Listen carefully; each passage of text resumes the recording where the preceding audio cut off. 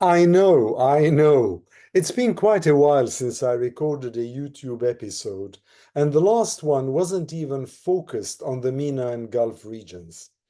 I suppose one reason for dragging my feet is because the Gaza-Israel war has been going on for 300 days now, and there has been an unrelenting plethora of analysts and observers, let alone the uninformed commentators, speculating on social media too.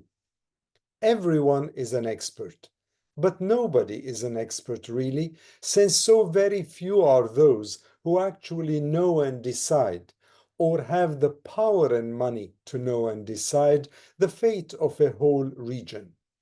This is why I did not really feel that I could add anything constructive, novel, or intuitive about the situation. Even today, as the region faces one of its most critical moments of brinkmanship and uncertainty, with threats of a regional conflagration, I could have easily postponed this episode until I knew whether war or peace had the upper hand. But no, today is perhaps the right time to lay on the table a few blunt realities. Besides, we all know that the war now is not one solely pitting Gaza against Israel. It has already spread to the West Bank, to Lebanon, to Yemen, to Iraq and Syria, and has even impacted other countries in the region and well beyond. So perhaps, rather than pretending that I can reinvent the political narrative, I'll share with you now, in a cursory manner, a few bullet points that are no more and no less than food for thought. I'll remind listeners a bit about some of the basics in this conflict, and then some more too. So think about them, mull over them, and perhaps act upon them too if you have any influence to do so. 1. As a starting point, let's start with the fact that the conflict did not begin on 7 October 2023. Please don't pretend that everything happening today is the product of the crimes that were committed on that fateful day against Israeli Jews in the Gaza envelope. The Israel-Palestine conflict goes back to at least 1967, when Israel occupied Jerusalem, the West Bank and Gaza, plus the Syrian Golan Heights and the Egyptian Sinai.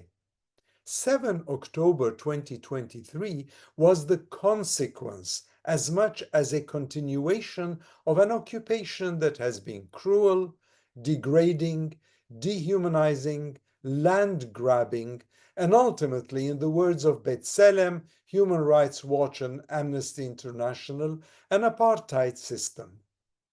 It was also a reaction 2 years, 16 if you are counting, when Gaza was an open-air prison controlled hermetically by Israel from air, sea, and land. Do you really lack the political imagination, or have so much chutzpah to claim that Gaza was not under occupation? What happened on 7th October against Israeli Jews was criminal, but it did not come out of the blue. 2. Can you really tell me that what Israel has been doing in Gaza since 7th October, the wholesale devastation of a strip, its infrastructure and institutions, is self-defense and therefore acceptable under public international law? For me, this 300-day war began as an act of vengeance that morphed into a clear objective too. Prime Minister Netanyahu wanted to push Palestinians into Egypt. Mega amounts of money were being poured into this project. And in so doing, he wanted to empty Gaza so Israel could do with it what it willed.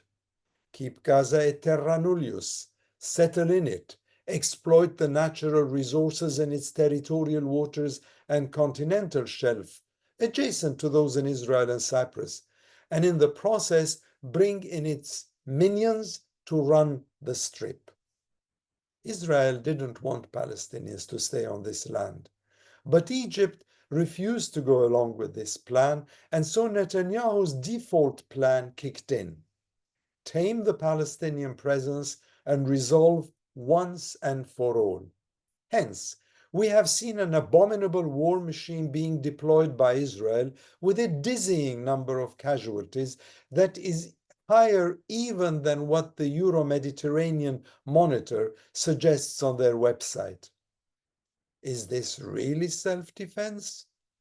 International humanitarian law, in my understanding, doesn't allow any warring party to decimate schools and hospitals or places of worship and cause so many deaths of children for the sake of killing one or two so-called terrorists.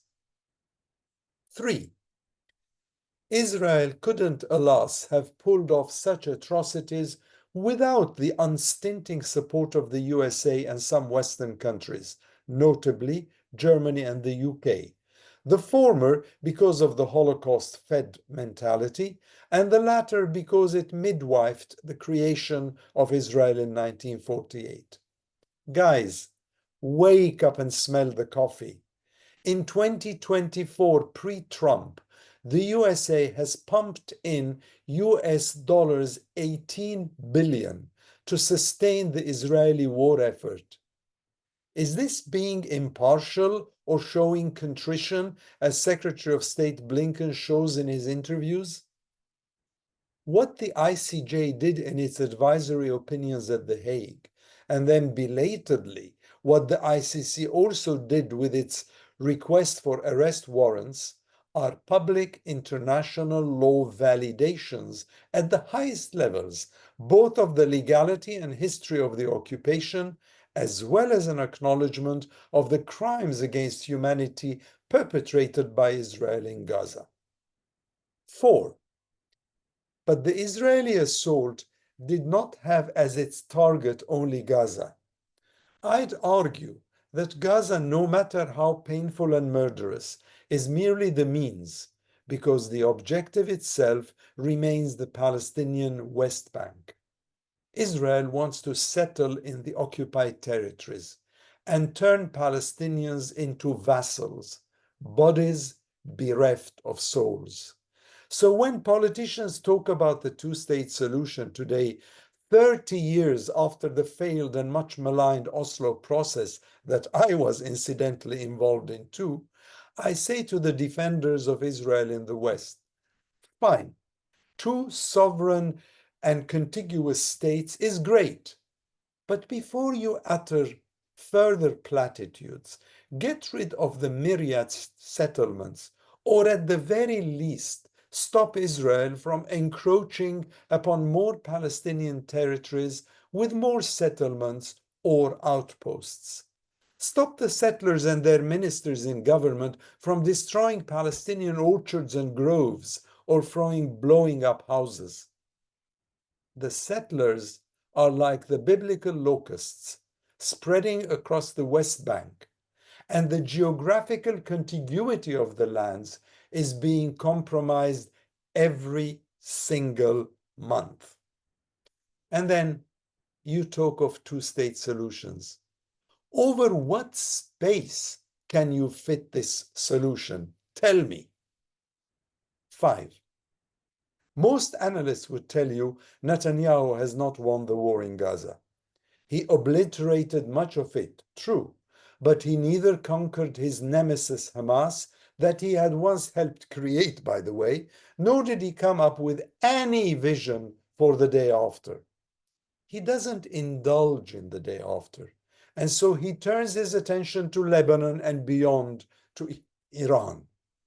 If he couldn't achieve what he and some of his ministers yearn for, he'd kill off any hope of a ceasefire, forsake the hostages in Gaza despite the efforts of their families, and assassinate Hezbollah and Hamas leaders as a way of provoking massive reactions from these parties, so that he could then create a regional war with Iran and drag in the USA that is shuffling under a Biden dyslexic administration and a Congress that, frankly, is seriously unhinged.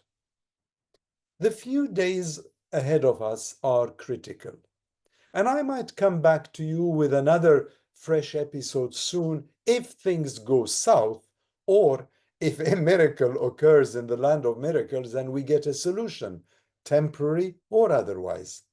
But today, I wanted simply to debunk some of the myths about the region. Palestinians are not terrorists. They're human beings like you and me, with the same number of genes, the same number of hopes, and the same number of frustrations. The occupied Palestinian territories are their lands too, according to the law. They are divided and silly at times politically. That's quite true. But that doesn't mean they should be eliminated. The region needs peace that can only come, in my humble opinion, with justice. So don't gurgle with anger because you don't like what I've said or what you've heard, or what so many American and European Jews have themselves said too across the world.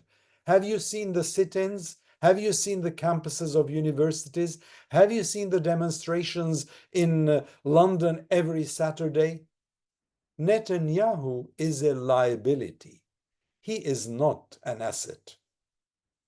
The late Abu Ali al-Daqqaq reportedly said once that fil haraka baraka, or translated, that in movement resides blessing.